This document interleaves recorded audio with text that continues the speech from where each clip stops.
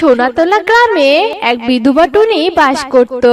টুনির আপন বলতে কেউ ছিল না। টুনি কালু কাকের জমিতে কাজ করত। এই টুনি, এই তোর শরীরে কি কোনো শক্তি নেই নাকি রে? হ্যাঁ, এভাবে যে আস্তে আস্তে কাজ করছিস কেন রে? তাড়াতাড়ি হাত লাগিয়ে জমিতে আগাছাগুলো তুলে ফেলতো। কালু দাদা, আমি তো কাজ করছি, আর কত হাত চালাবো বলো তো? এভাবে বিকেল অবধি টুনি কালু কাকের জমিতে কাজ করে। এরপর কাজ শেষে টুনি কিছু টাকা মজুরি পায়, আর সেটা দিয়ে টুকটাক বাজার করে নিয়ে বাড়ির দিকে রওনা দেয়। এমন সময় টুনি কান্নার আওয়াজ শুনতে পায়। মনে হলো কারো কান্নার আওয়াজ পেলাম, কেউ আবার বিপদে পড়লো না তো? টুনি এসব ভেবে কান্নার আওয়াজ অনুসরণ করে ধীরে ধীরে এগোতে থাকে। আর একটা জঙ্গলের আড়ালে গিয়ে দেখে একটা গাভী ছানা ক্ষতবিক্ষত অবস্থায় কান্নাকাটি করছে। মা, আমি মায়ের কাছে যাব। মা, আমার কাছে ফিরে আসো মা। গাভী ছানার কান্না দেখে টুনির অনেক মায়া হয়। আহারে, গাভী ছানাটার একই অবস্থা হয়েছে। কিরে মা, তোর এই অবস্থা কি করে হলো? আর তোর মাই বা কোথায়? তোর মা তোকে রেখে কোথায় গেছে? আমার মাকে যে ওই বদমাই শিয়ালটা খেয়ে ফেলেছে। জানো, আমি আর আমার মা এই জঙ্গলে ঘুরতে এসেছিলাম, কিন্তু পথে ওই শিয়ালের খপ্পরে পড়ে যাই আমরা, আর শয়তান শিয়াল আমার মাকে খেয়ে ফেলে। আমি কোনো রকমে ওখান থেকে পালিয়ে বেঁচেছি, কিন্তু এখন আমি কোথায় যাব আর কাকে মা বলে ডাকবো? কাঁদিস না ছানা, কাঁদিস না। এক মাকে হারিয়েছিস তাতে কি হয়েছে? আর আজ থেকে তুই এই টুনি মায়ের কাছেই থাকবি, আর আমাকেই মা বলে ডাকবি, কেমন? সত্যি বলছো টুনি মা? আজ থেকে আমি তোমাকে মা বলে ডাকতে পারবো আর তোমার সাথে থাকতে পারবো?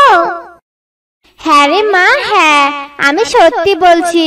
এবার চল আমার বাড়িতে। ইস, তোর শরীরে ক্ষত দিয়ে যে রক্ত ঝরছে, তোর খুব কষ্ট হচ্ছে তাই না মা? চল চল, তাড়াতাড়ি তোর ক্ষত সারাতে হবে। এরপর টুনি গাভী ছানাটাকে নিয়ে তার বাড়িতে যায়, আর জড়িপুটি বানিয়ে গাভী ছানার ক্ষতস্থানে বাঁধিয়ে দেয়, আর অনেক সেবা করে।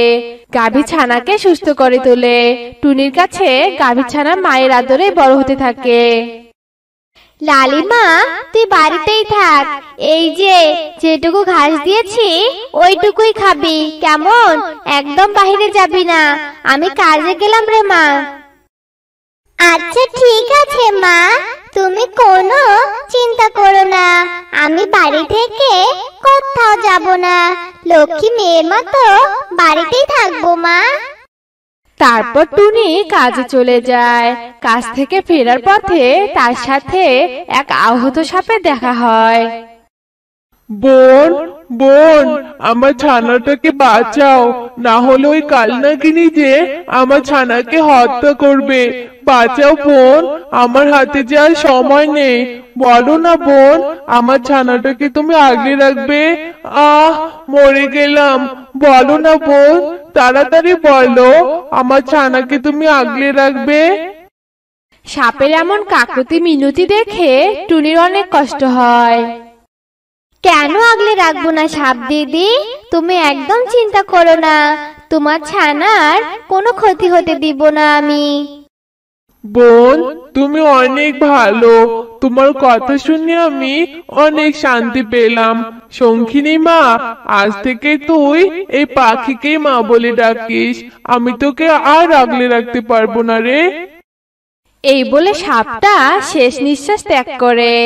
এরপর ছোট সাপটা বুঝতেই পারে না যে তার মা মারা গেছে। শঙ্খিনী মা, তুই চিন্তা করিস না মা। আজ থেকে তোর এই টুনি মা তোকে মায়ের ভালোবাসা দিয়ে আগলে রাখবে। আজ থেকে আমার 2 কন্যা হলো, আর আমি আমার 2 কন্যাকে অনেক ভালোবাসবো।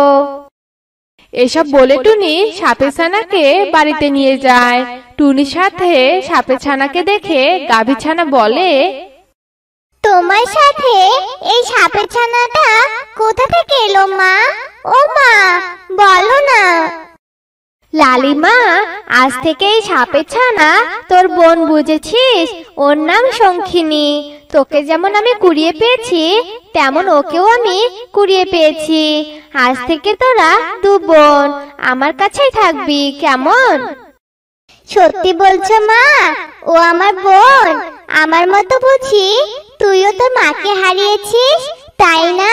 চিন্তা করিস না, আমাদের মা নেই তো তাতে কি হয়েছে, আমাদের তো টুনি মা আছে, তাই না? টুনি মা অনেক ভালো, জানিস? আমাদের দু বোনকে টুনি মা অনেক ভালোবাসবে। এরপর থেকে টুনি তার কুড়িয়ে পাওয়া গাভীর ছানা আর সাপের ছানাকে নিয়ে বেশ ভালোভাবে দিন কাটাতে থাকে। দুই কন্যাকে টুনি নিজের মায়ের মতো আদর যত্ন ভালোবাসা দিয়ে বড় করতে থাকে। কিরে টুনি, শুনলাম তুই নাকি দুই জাতের দুই কন্যাকে কুড়িয়ে পেয়েছিস, একটা নাকি গাভীর জাত আর একটা নাকি সাপের জাত। বলি, তুই তোর বাড়িতে আশ্রয় কেন্দ্র খুলেছিস নাকি? হ্যাঁ, যে যাকে তাকে তুই আশ্রয় দিচ্ছিস। ছি দিদি, এইসব তুমি কি বলছো? ওরা মাহারা দুই কন্যা, আমি ওদেরকে কুড়িয়ে এনে মায়ের মতো ভালোবাসা দেওয়ার চেষ্টা করছি। আর আপন বলতে তো এই বনে আমারও কেউ নেই, ওদের সাথে সময় কাটাতে আমার ভালোই লাগবে। হ্যাঁ, ভালো তো লাগবেই। তুই যেমন নোংরা পাখি, তেমনি তোর মন মানসিকতাও নোংরা রে। তোকে দেখে যে আমার ঘৃণা লাগছে। ছি, নিজে ঠিকভাবে খেতে পারে না, আবার আশ্রয় কেন্দ্র খুলে বসেছে। যত সব কাহিনী। মিনা পায়রা এভাবে অপমান করে চলে যায়। এভাবে বনে সবাই টুনির দুই কন্যার জন্য অনেক কথা শোনাতো। দিদি, এই দিদি, আমাদের ভীষণ খিদে পেয়েছে রে। মা কখন আসবে? খিদেতে আমার পেট জ্বলে যাচ্ছে। শান্ত হ বোন, একটু পরেই মা চলে আসবে, আর একটু সহ্য কর। কিছুক্ষণ পর টুনি কাঁদতে কাঁদতে বাড়িতে আসে। মারে, কালু দাদা আমাকে কাজ থেকে তাড়িয়ে দিয়েছে।